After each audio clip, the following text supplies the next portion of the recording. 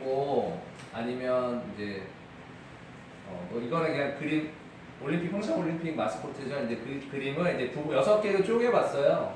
그러면 이제 각자 맡은 영역을 자기 스타일대로 색칠을 하거나 뭐 추가 그림을 그리거나 이런 방법은 또 회화 활동을 할 수 있지 않을까 싶어서 뭐 충분히 마스크 끼고 같이 할 수 있는 부분.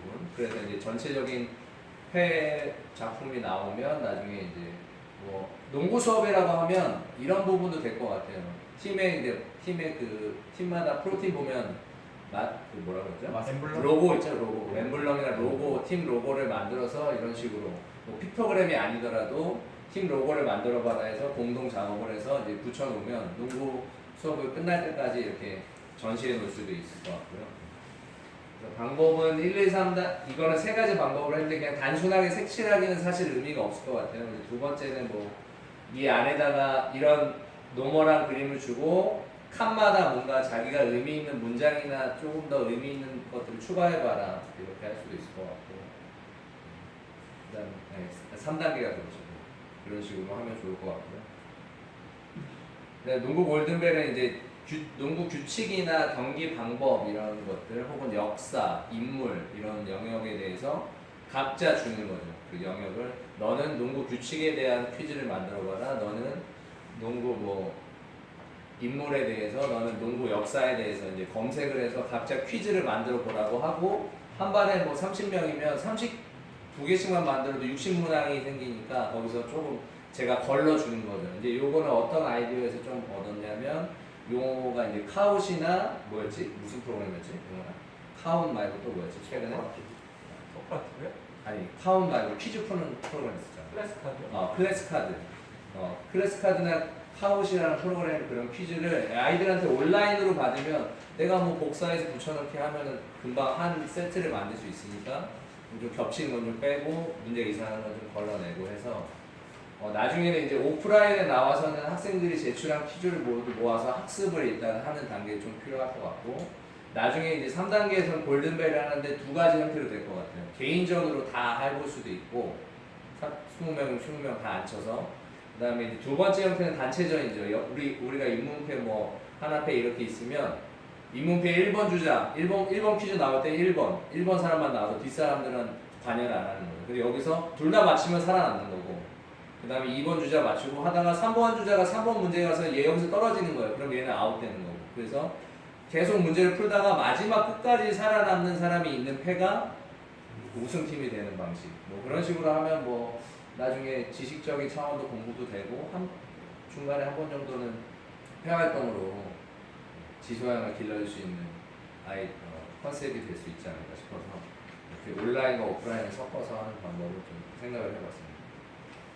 그 다음에 이제 스포츠 영상 관련된 거 이거는 이제 이따가 한번 주제 좀 집중적으로 얘기하면 좋을 것 같아서 제가 생각을 해봤어요. 지금 저희가 뭐 스포츠 관련된 리스트가 나온 게 읽는 스포츠 목록 읽기 있고 그 다음에 듣는 스포츠 목록 최근에 형식이가 해줬고 그 다음에 보는 스포츠 목록이 있잖아요. 영화나 다큐도 최근에 제작됐는데 그 안에서 그걸 갖고 우리가 얘기하는 얘기터 얘기할 수 있는 주제를 좀 정리하면 우리가 예전에 교수님이 강조하셨던 스포츠 형님 뭐죠? 스포크라테스. 스포크라테스 공부 안 머리가 이제 안 들어가나 봐.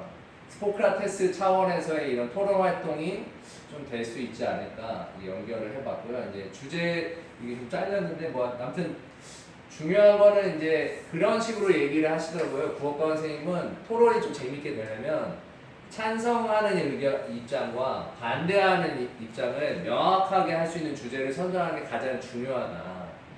그래서 오늘 이따 폐활동 하실 때 그런 주제를 하나 정도는 좀 찾아내면 우리가 그걸 갖고 토론을 희망하시면 조금 활용해 볼 수 있지 않을까 싶어서 좀 그 부분을 좀 명심을 해주셨으면 좋겠고 그 다음에 여기 이제 제가 써봤어요. 이제 준비하면서 승리지상주의, 뭐 스포츠와 평등 안에 성차별, 인종차별, 계층차별. 근데 얘기하다 보니까 이거 뭐는 나쁘고 뭐는 좋다라고 구분이 돼서 좀 쓰다 보니까 밑에 이제 스포츠 규칙 관련, 배드민턴 서비스 높이제가 과연 합당하냐 이런 주제들.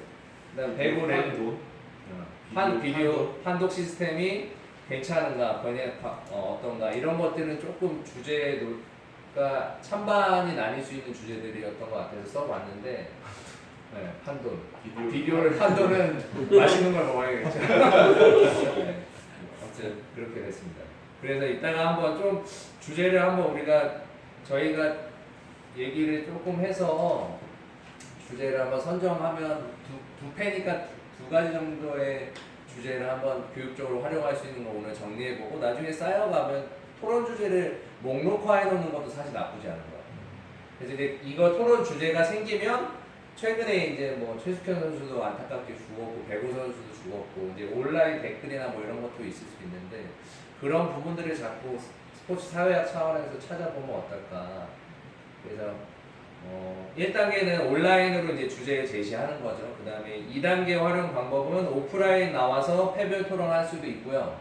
그다음에 문수같이 쌍방향하는 선생님은 줌을 활용해서 소회의실에서 먼저 토론을 할 수 있게 할 수 있을 것 같아요. 그래서 근데 이게 이제 또 준비가 안 되면 안 되니까 이 뒷장면에는 제가 이제 활동지를 대략 어떻게 하셨는지 좀 설명을 드리고요.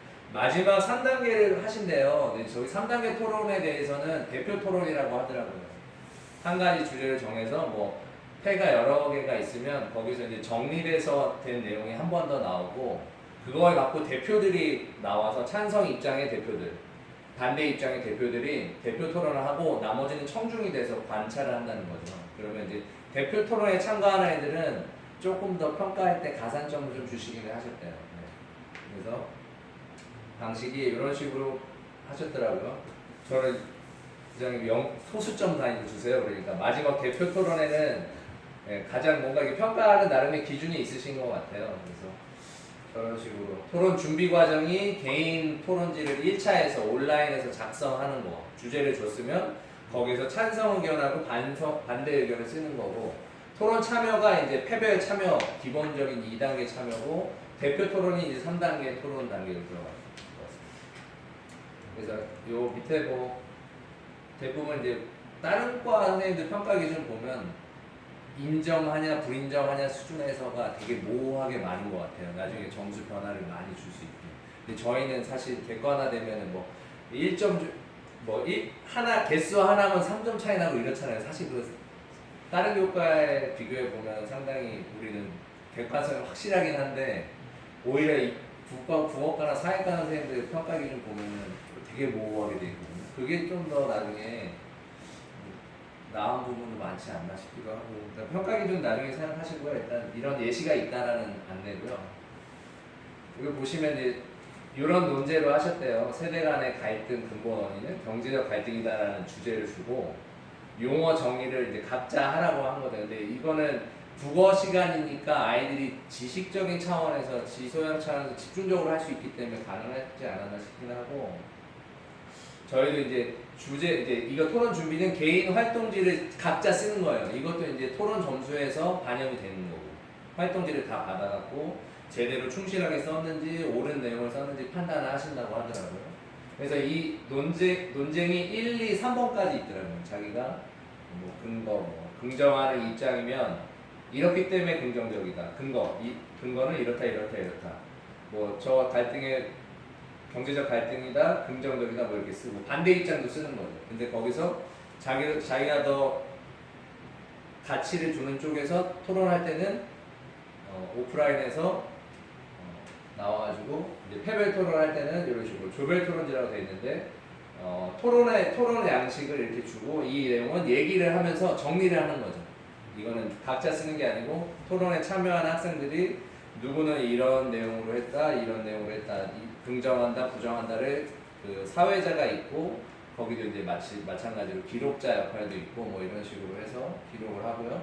근데 마지막에는 이제 개인별로 소감이 있고, 근데 이제 이 뒷면에다가 여기는 안 나왔는데 뒷면에다가 별표로 해갖고 뭐 본인을 제외한 나머지 이제 학생들한테 별점 평가를 하는 식으로 상호 평가를 또 하셨다고 하더라고요.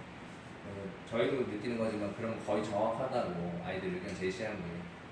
그리고 마지막에 대표 토론까지 저희가 해봐야 될지는 의문이지만 뭐 잘 된 애들을 또 모아서 또 대표 토론도 하셨다고 이렇게 하더라고요. 저기 이제 토론자 별점이 따로 있는데 저거는 이제 청중들이 쓰는 것 같아요. 저거는 듣고 있는 사람들이 대표 토론자가 누가 잘했다. 그러면 아까 보면은 0점 몇 점 이렇게 주셨던 거 있잖아요. 조금 더 정리가 잘 된 애들이니까 추가점, 가산점 의미에서 조금 더 주시지 않은 걸까 싶고요. 네, 아무튼 그래서 스포츠 토론도 지금 같은 상황에서 중3이나 고등학교 수준에서는 해보면 좋지 않을까 싶고요. 그래서 이제 저희가 이제 저희끼리 이제 얘기터를 한번 패별로 해볼 게 이런 식으로 해보면 좋지 않을까 싶어서 경쟁 스포츠를 나눠보는 거죠.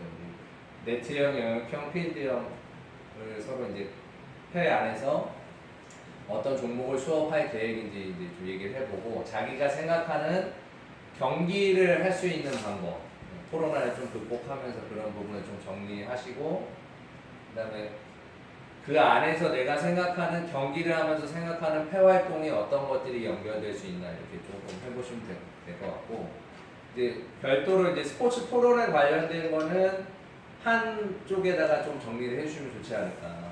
이런 내용이 찬반이 확실히 나뉠 것 같다. 주제를 하나 정도 얘기를 해보시다가 정리해 주시고 관련 자료는 내가 생각했을 때 이런 주제는 이런 관련 자료가 있었다. 근데 자료의 범위는 영화여도 되고 다큐여도 되고 신문 기사나 혹은 어떤 뭐 독서와 관련된 글이어도 되고 그런 것들을 메모를 해놓으시면 주제와 관련된 자료를 나중에 우리가 오늘 정리가 되면 촬영을 하는 자료를 통해서 해볼 수 있지 않을까, 나중에 활용해 볼 수 있지 않을까 싶고 3번은 이제 토론 방법은 제가 방금 얘기해드렸던 방법 이외에 좀 다른 게 있으면 조금 아이디어를 모아보시면 될 것 같고요.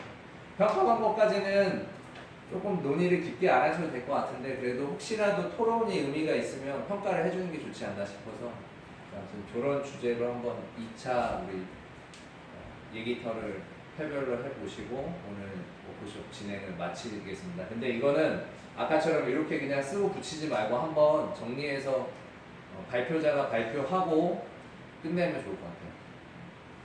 이상입니다. 이거 이게 띄워놓겠습니다. 힘드시죠?